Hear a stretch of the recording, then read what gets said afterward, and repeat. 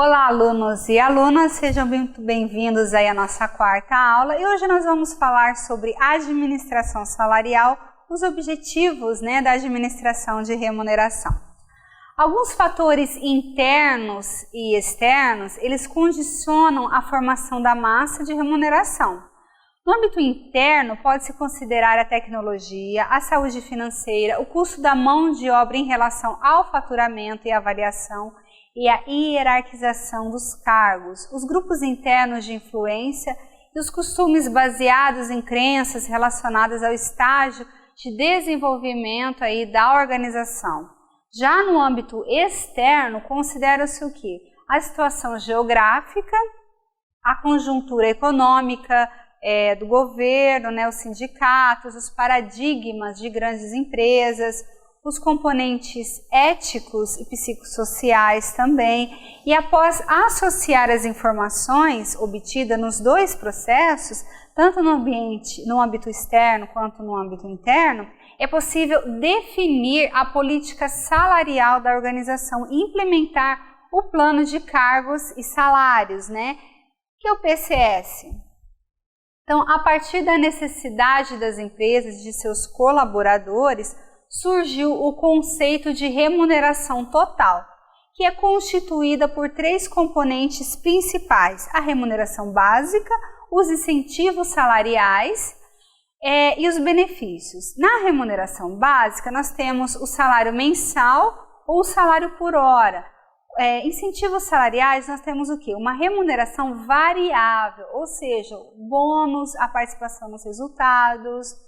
Quanto aos benefícios, nós temos o seguro de vida, o seguro saúde, e as refeições que são subsidiadas.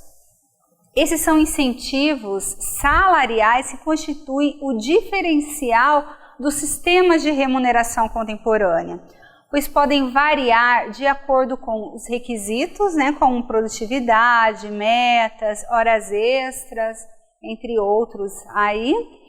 Como veremos também no quadro a seguir, um exemplo de incentivos em curto prazo e a longo prazo. Como podemos observar aí no quadro apresentado, temos o tipo e a descrição, Por exemplo, bônus e prêmios. Nós temos, este programa, ele prevê a avaliação a curto prazo, mediante um conjunto de indicadores e metas previamente acordados, sendo o pagamento de bônus efetuado após a apuração dos resultados. E o valor dos bônus é pago em dinheiro. Nós temos também, como a gente pode observar no quadro, a participação nos lucros ou nos resultados.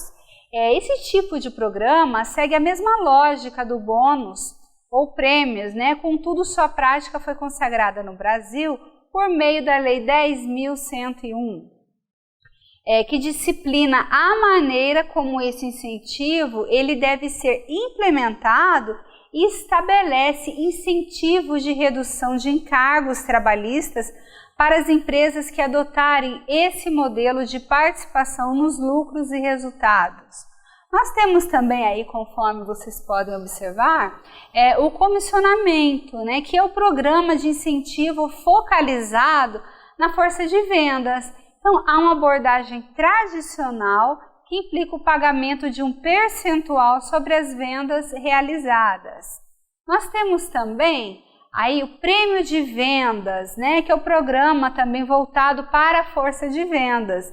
Ele prevê o estabelecimento de indicadores e metas para a equipe de vendas e o pagamento de um bônus mediante ao resultado alcançado, a essa superação dessas metas. E tem como objetivo incentivar não apenas a geração de volume de receita, mas a realização de outros objetivos importantes para a equipe de vendas, como a redução de inadimplência, o desenvolvimento de novos clientes e mercados, entre outros. Nós temos também, como vocês podem observar, a participação acionária, ou seja, opções de ação. O profissional tem o direito de adquirir no futuro, a um preço pré-determinado, um número específico de ações da empresa.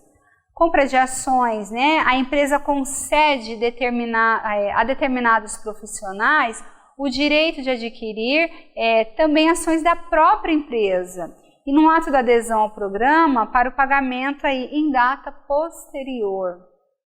Temos também o bônus em longo prazo, aí, conforme vocês podem observar aqui no quadro. Né? Este programa ele prevê a avaliação de resultados de longo prazo e o pagamento de bônus e a apuração dos resultados. O valor do bônus é pago em dinheiro. Tá? Então, o sistema de vantagens, né, da remuneração variável, ele apresenta vantagens e desvantagens. Então, algumas vantagens que a gente pode citar é que ele ajusta a remuneração às diferenças individuais das pessoas, ao seu desempenho e ao alcance de metas e resultados. Outra vantagem é que ele funciona como motivação intrínseca, ou seja, como fator motivacional, dando ênfase à autorrealização pessoal. Também premia o bom desempenho e incentiva o desempenho excepcional.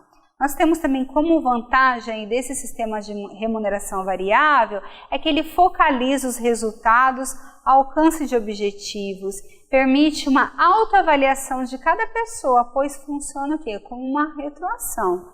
Né? E ele também estabelece uma remuneração adicional e contingencial. Não produz impacto sobre os custos fixos na organização. Mas nós também temos as desvantagens dos sistemas de remuneração variável, né? Então nós podemos citar aí dentre as desvantagens que ele requer uma certa desadministração salarial. Ele altera as estruturas salariais lógicas e essas estruturas rigidamente estabelecidas, instalando a contingência em função do próprio desempenho aí de cada colaborador. Ele quebra a isonomia dos ganhos dentro da organização, ele reduz o controle centralizado dos salários e ele pode provocar queixa, né, dos funcionários não beneficiados e possíveis pressões sindicais também. A remuneração funcional, né, ela precisa de etapas para a elaboração de um plano de cargos e salários. Então aí nós temos a primeira etapa para essa elaboração do plano de cargos e salários, que é o PCS. A primeira fase é a fase de preparação, ou seja, a fase do diagnóstico organizacional, do planejamento e da divulgação. Na segunda fase de elaboração do plano, nós temos a análise e a descrição do cargo, né, conforme a gente já viu nas aulas anteriores. Nós temos a avaliação dos cargos, nós temos a pesquisa salarial, a montagem da estrutura salarial e a definição da política e das normas. Já na terceira fase de elaboração de um plano de cargos e salários, nós temos a disseminação das políticas e das normas juntos aos gestores e da divulgação aos empregados, aos colaboradores. Então, nessa primeira fase de preparação, o que a gente precisa, né? O primeiro passo, conforme eu falei para vocês, é o diagnóstico organizacional. E o que é isso? O diagnóstico organizacional é um levantamento de informações importantes sobre o contexto da empresa. Alguns pontos devem ser necessariamente identificados aí nesse diagnóstico organizacional.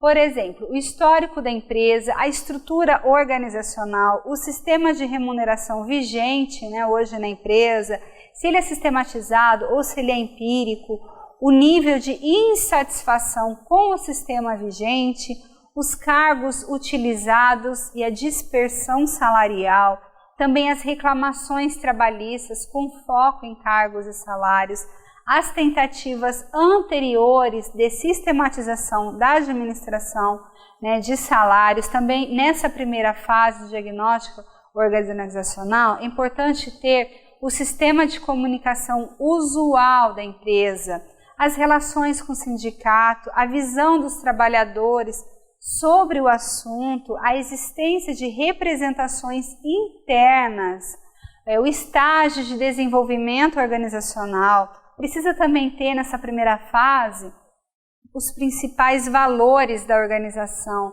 os centros de poder, as demandas motivacionais predominantes, os motivos determinantes da decisão, né, de se desenvolver aí esse sistema. No planejamento do plano de cargos e salários, a implementação ela deve ser planejada de modo a prever as ações em cada etapa de trabalho e a preparação do material necessário.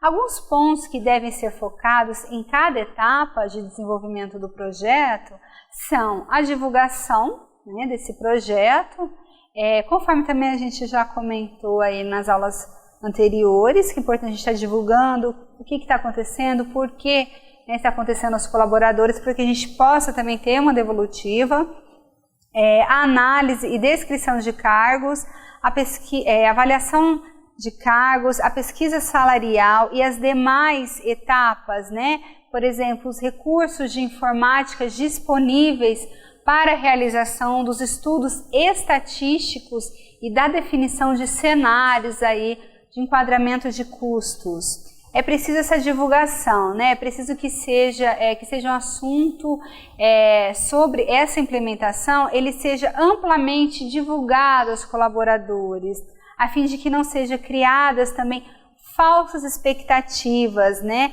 Que a credibilidade da empresa e desse plano de cargos e salários, ela seja garantida. Para isso, é importante que haja uma comissão de acompanhamento. Assim, a divulgação pode ser feita, por exemplo, por meio de cartilhas explicativas para os colaboradores, jornal internos, né, se houver na sua empresa, do quadro de aviso, de comunidades, enfim, o importante é estar sempre divulgando e deixar aí bem claro, né, não criando falsas expectativas nesse plano aí de cargos e salários.